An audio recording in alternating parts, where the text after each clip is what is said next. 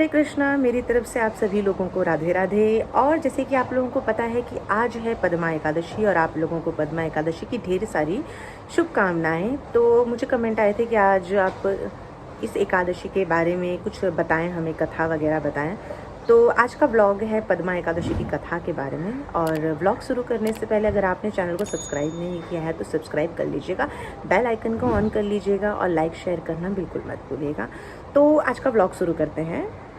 तो एकादशी की जितनी भी कथाएं हैं वो भगवान श्री कृष्ण ने युधिष्ठिर को बताए थे, क्योंकि युधिष्ठिर जानना चाहते थे एकादशी के व्रत के बारे में और उसकी कथाओं के बारे में। तो युधिष्ठिर ने भगवान श्री कृष्ण से पूछा कि आप मुझे एकादशी का विस्तार पूर्वक से वर्णन करें, मुझे सुनाएं।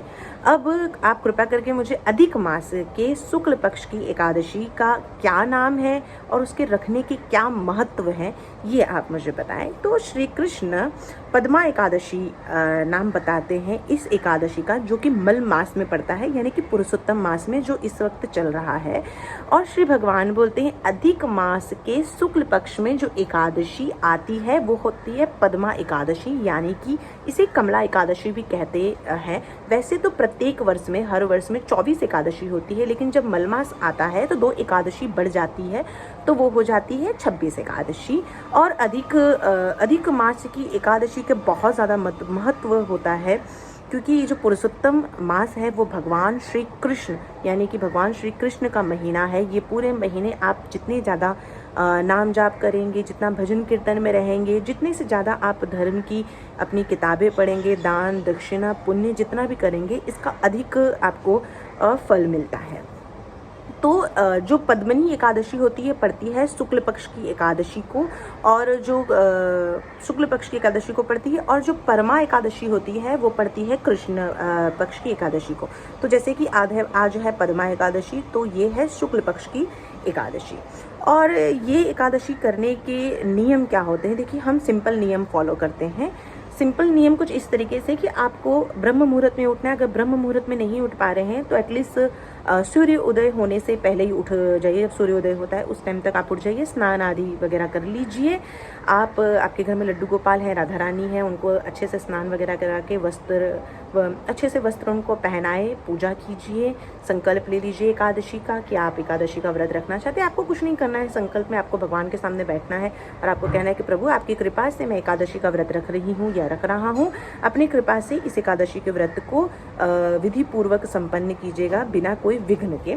एकादशी के दिन आपको क्रोध नहीं करना है, जहाँ तक हो सके आपको क्रोध से बचना है, लालच नहीं करना है किसी भी चीज को लेके, और आपके मन में कोई दुर्विचार नहीं आने चाहिए। अधिक से अधिक आपको माला जाप करना है जहाँ तक हो सके। जैसे कि हम 16 माला करते हैं राधा रानी की कृपा से, तो आपको 32 करना है। 32 नहीं कर सकते तो एटलीस्ट 16 या 25, आप जितना है, जितना आप भक्ति में जुड़े रहेंगे इन एकादशी के दरमियान, उतना ज़्यादा आपको इसका फल मिलता है। अगर आप इससे फ्री हो जाते हैं, आप बुक रीडिंग कर सकते हैं, आप भगवत गीता पढ़ सकते हैं, या आप कृष्ण की लीलाओं के बारे में आप बुक पढ़ सकते हैं। भजन कीर्तन सुनिए, हरे कृष्ण महामंत्र का जाप कीजिए, जहाँ से जितना हो सके उसी हिसाब से। तो ये कुछ नियम है। आपको सोना नहीं है एकादशी के दिन, सोना वर्जित है, मतलब सोना नहीं चाहिए ऐसा कहा जाता है। तो दिन में आपको सोना नहीं है, कोई भी कैफीन की चीज़ें आपको खानी पीनी नहीं है। चावल तो बिल्कुल वर्जित है, चावल नहीं खाना है। और अगर आप एकादशी का व्रत नहीं रख पा रहे हैं तो आप चावल को अवॉइड कीजिए, फलाहार पॉसिबल हो तो फलाहार ही कीजिए। और महीने में 2 एकादशी आती है, तो हम इतना तो ट्राई कर सकते हैं कि हम 2 एकादशी रख सकें। तो ये तो रूल्स हो गए हैं जो आपको फॉलो करने हैं इन दरमियान। और अगर आप सेवा करते हैं तो बहुत लोगों का ये भी जानना चाहते हैं लोग कि हम जैसे कि वॉशरूम जाते हैं तो कहीं हम अशुद्ध तो नहीं हो जाते। देखिए, अगर आप वॉशरूम जा रहे हैं, अगर आप सूसू करने जा रहे हैं तो आप अपने जो भी आपके प्राइवेट पार्ट्स हैं उनको साफ करके रखिए। और अगर आप पॉटी जा रहे हैं तो आपको पॉटी के बाद आपको स्नान करना और कपड़े भी चेंज करने हैं, क्योंकि अगर आप लाला या लाली की सेवा कर रहे हैं या आपके घर में युगल सरकार है तो अगर आप लड्डू गोपाल या राधा रानी की सेवा करते हैं तो इन सब चीज़ों का आपको थोड़ा सा ध्यान रखना है कि आपको स्वच्छता रखनी है अपने शरीर की और कपड़ों की भी। तो बस यही कुछ नियम है एकादशी के और आपको उसका पालन करना है। तो पद्मिनी एकादशी के बारे में हम कथा सुनते हैं। तो ये कथा शुरू होती है त्रेता युग में, जहाँ पे हेहक नामक राजा के वंश में कृतवीर नाम का राजा महिष्मती पुरी में राज्य करता था। उस राजा की 1000 परम प्रिय स्त्रियां थीं, परंतु उनमें से किसी को भी संतान नहीं हो रहा था, यानी कि पुत्र नहीं था जो कि उनके राजभार को संभाल सके। देवता, पितृ, साधु, संत, जितने भी ये चीज़ें हम जैसे कि हम आज के टाइम में भी करते हैं, तो सबके सामने पुत्र की प्राप्ति के लिए उन्होंने काफ़ी प्रयत्न किए, पूजा पाठ जो भी उनके हिसाब से जो करना था वो उन्होंने किया, लेकिन वो असफल रहे, कहीं से भी उनको सफलता नहीं मिली। तब राजा ने तपस्या करने का विचार किया कि मैं ये सब कुछ छोड़ के अपनी प्रिय रानी के साथ वन में जाऊंगा और तपस्या करूंगा। इक्ष्वाकु वंश में उत्पन्न हुए राजा हरिश्चंद्र की पद्मिनी नाम वाली कन्या थी, राजा के साथ वन में जाने को तैयार हो गए।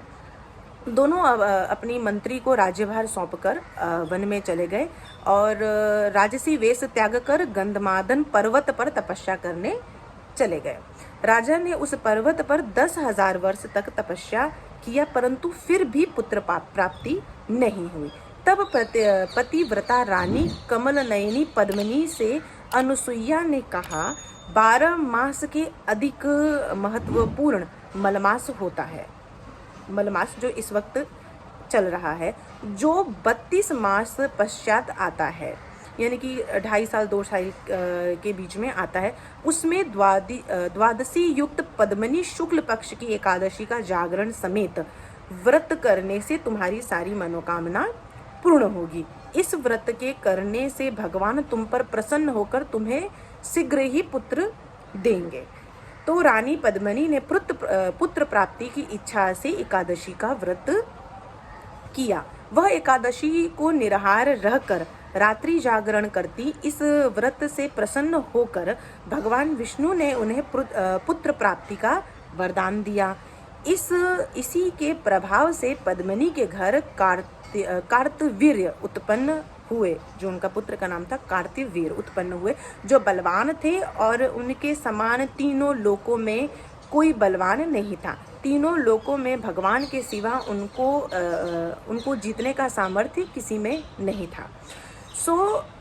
जिन मनुष्य ने मलमास, यानी कि जो इस वक्त चल रहा है, मलमास शुक्ल पक्ष की एकादशी का व्रत किया है, जो संपूर्ण कथा को पढ़ते हैं या सुनते हैं, वे भी इस यश के भागी होकर विष्णु लोक को प्राप्त होते हैं। तो ये है पुरुषोत्तम मास यानी कि मलमास की पद्मिनी एकादशी की कथा। अब ऐसा है नहीं कि ये तो एक चलो कथा है, ये तो हम मानते हैं, लेकिन हम जब व्रत रखते हैं ना, देखिए कोई इच्छा है, वो बात तो मैं भी स्वीकार करती हूँ, सबकी अपनी अपनी इच्छाएं होती, लेकिन भगवान की सेवा और भक्ति आपको हमेशा ना निस्वार्थ भाव से करना चाहिए। मुझे ऐसा लगता है कि देखिए जो आपको चाहिए वो तो आपको ऑफकोर्स अगर आप विधि विधान पूर्वक अगर आप करते हैं तो अगर इस तो कीर्ति तो मिलती ही मिलती है, यश भी मिलेगा, जो आपको चाहिए वो सब भी मिलेगा। लेकिन ऐसा नहीं है कि हम हर एकादशी को बस लालच के भाव से ही हम उस व्रत को करें, क्योंकि हमने कथा सुना था कि उस कथा में कहा था कि ऐसा करेंगे तो ऐसा ऐसा होगा।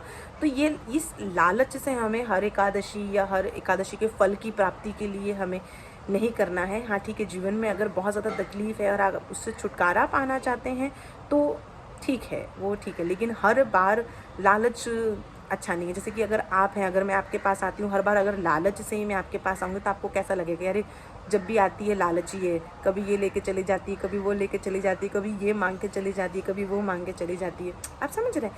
तो ठीक है, लेकिन व्रत हमेशा आप प्रयत्न कीजिए जहाँ तक हो सके। अगर भगवान ने एक बार आपकी इच्छा पूर्ति कर दी है, फिर इसका मतलब ये नहीं कि आप उसकी लालच लेके और हर बार इसी तरीके की चीज़ें आप करें, ऐसा नहीं है।